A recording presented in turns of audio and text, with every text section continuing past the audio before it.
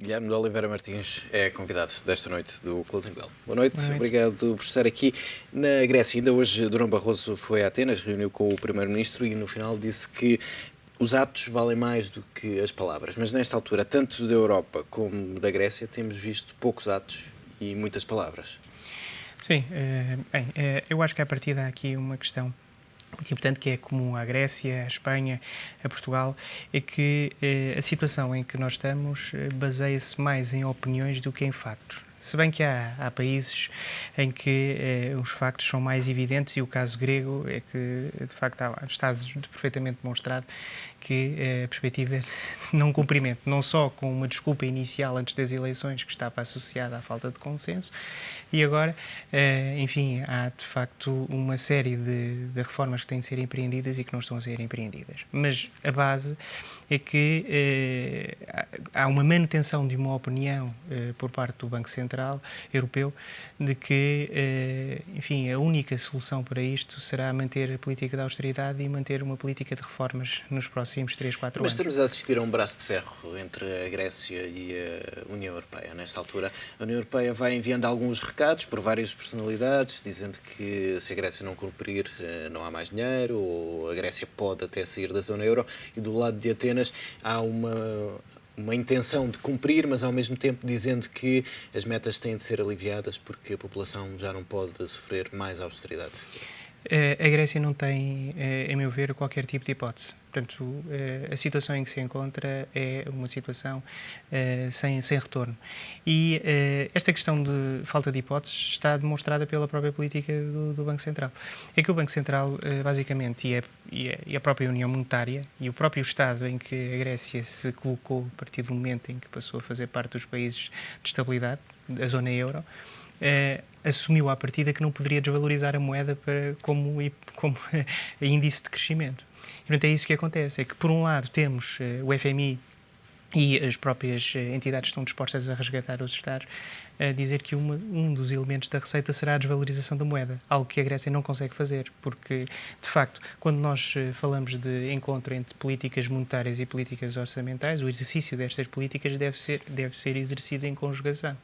Quando só temos apenas 100% na política orçamental, sem qualquer efeito de compensação por via da política monetária, à partida eu diria que a Grécia está sem qualquer tipo de hipótese. E sem qualquer tipo de hipótese, o que é que vamos assistir? Vamos andar de pacote em pacote, como dizia ainda há pouco o André Almeida, com novas metas a serem traçadas, mas sem que qualquer tipo de objetivo seja cumprido? Ou a Grécia vai passar a ser simplesmente um protetorado do resto da Europa e constantemente financiada pelos parceiros europeus? Sim, eu acho que a Grécia beneficiará mais cedo ou mais tarde.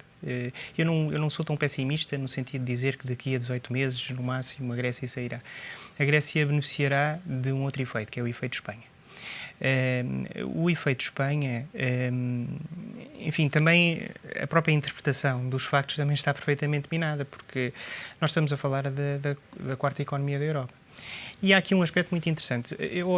Quando nós olhamos para o esforço de crescimento da zona euro nos últimos 10 anos e o esforço de inclusão, por exemplo, no índice das 500 maiores empresas, o que é curioso é que da Europa, da zona euro, só encontramos uma. E é curioso que essa maior empresa é espanhola. Só para efeito comparativo, no caso dos Estados Unidos, no estado da Califórnia, nessas 500 maiores, nos últimos 10 anos, foram incluídas 26 empresas. Portanto, há aqui um efeito, um motor que provavelmente despoltará essa necessidade de intervenção do Banco Central Europeu. E quando eu falo no Banco Central Europeu, falo não só nas chamadas políticas monetárias convencionais, que passam pela emissão de moeda, que pelas também chamadas políticas monetárias não convencionais. Quando nós olhamos para a lista das políticas monetárias não convencionais e comparamos o Banco Central Europeu, o Banco de Inglaterra ou a Reserva Federal, dos 12 tipos de políticas disponíveis, que vão desde a manipulação das taxas de câmbio até à manipulação do mercado do crédito, das 12 políticas, o Banco Central Europeu utilizou 4. A Reserva... Portanto, continua muito agarrado ao mandato. Continua muito agarrado a um mandato. E é um mandato estritamente monetarista que confia apenas na regulação do mercado através dos juros. Portanto, deveria utilizar outro tipo de políticas que, no caso da Reserva Federal, só para ver, das 12 políticas, a Reserva Federal nos últimos 8 anos utilizou as 10. O Banco de Inglaterra utilizou 11. Portanto, só ficando por fora o exercício da mudança do câmbio e a manipulação das taxas de câmbio. Mas aquilo que se vê na Europa é que, no final de contas, a bola passa sempre para o Banco Central Europeu e ainda hoje assistimos a isso. Teve de ser Mário Draghi a intervir e a tentar acalmar aqui um pouco o mercado. A expressão na Europa é unir ou morrer. Portanto, eu acho que é isso que interessa analisar. Unir ou morrer. E unir ou morrer porquê? Porque, de facto, as economias por si só não bastam. E há uma estreita dependência, não só das políticas do Banco Central Europeu, como esta política de fundos, nesta última cimeira, do qual resultou este acordo do aprofundamento da política de fundos, está totalmente dependente não só de uma vontade do governo alemão, mas também do Tribunal Constitucional alemão. Portanto, há um peso excessivo num Tribunal Constitucional e que nós, nos últimos anos, temos analisado e temos chegado à conclusão que os juízes são excessivamente lentos. Isto é assustador.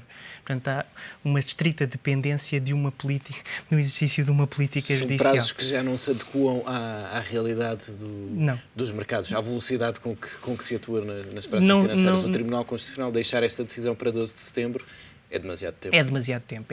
É uma lentidão excessiva, aliás, muito apontada pelos próprios operadores e, de facto, eu acho que é de censurar nesse sentido. Acho que... E há aqui também um aspecto importante, é que quanto mais tempo demorar a decisão, mais tempo os Estados que constituem o motor, o próprio governo alemão, vai ter de pagar para adiar esta situação. Mas, nesta altura, o governo alemão ainda está, de certa forma, em negação relativamente ao que se passa na Europa. Quando olhamos para estas declarações do Ministro da Economia, fazendo aqui algumas ameaças à Grécia, no caso de não cumprir, e dizendo que se a Grécia sair, não será um problema assim tão grave. É esse estado de negação que ainda se vive. Eu quando olho para as interpretações dos vários governos, nomeadamente do governo alemão, há uma convicção. Eu penso que os governantes alemães estão perfeitamente conscientes ou têm a ilusão que existem gnomos e anões que representam a dita credibilidade e que manipulam o mercado. Não é verdade. Não é verdade. É que no final temos os Estados a pagar tudo. E, portanto, não há nenhum tipo de gnomos ou anões ou mãos invisíveis que representem esse tipo de intervenção. O que eu acho é que há que avançar, há que apostar em políticas de coesão, políticas que estão concentradas nas infraestruturas. Há um aspecto também, já agora, importante aqui a assinalar e que Portugal poderia ter voz nesse aspecto, que é a política relativamente ao património cultural, como política de investimento. No caso europeu, ou mesmo o caso português e o caso espanhol, deveria haver uma aposta forte num mecenato cultural, colocar um mecenato cultural à altura de um mecenato estadual ou de um mecenato educacional e concentrar este ativo patrimonial que temos presente, não só numa perspectiva turística, mas também numa perspectiva dos monumentos nacionais e dar uma voz aos investidores privados. E a voz aos investidores privados passaria por uma reestruturação profunda dos incentivos fiscais, não financeiros, mas os incentivos fiscais para movimentar o mercado. E lá está, aí já estaríamos a olhar para a tal fase do crescimento, mas a Europa ainda não virou totalmente a agulha para esse foco do crescimento. A Europa tem de pensar nesta perspectiva de crescimento em algo que os une. E a cultura é um aspecto muito importante. Não só poderíamos falar noutros aspectos, no aspecto ambiental, no aspecto das infraestruturas, mas a cultura é um aspecto que deve ser reforçado e como polo de investimento. Há pouco falávamos no tempo que vai demorar até o Tribunal Constitucional tomar uma decisão, mas vemos que, por esta altura, os principais líderes europeus estão todos a ir de férias durante 2-3 semanas. É momento para se ir de férias quando temos Espanha à beira de um resgate, ou não faz diferença? Não, vamos cá ver, há tempo para tudo, não é? Há tempo para tudo. Não há tempo, neste caso concreto, porque o tempo é dinheiro. E o tempo representa a necessidade de adiar, comprando mais. Nós temos recessão à vista. Aliás, quando estudamos quando fazemos a análise da evolução das taxas de juros, não obstante haver um grande otimismo em torno de como se fosse um grande instrumento ou um instrumento infalível, quando olhamos para as taxas de juros conseguimos perceber que quanto mais baixo for o juro, maior é a recessão e mais tempo vai demorar essa recessão. Enfim, a recessão, o efeito é o desemprego.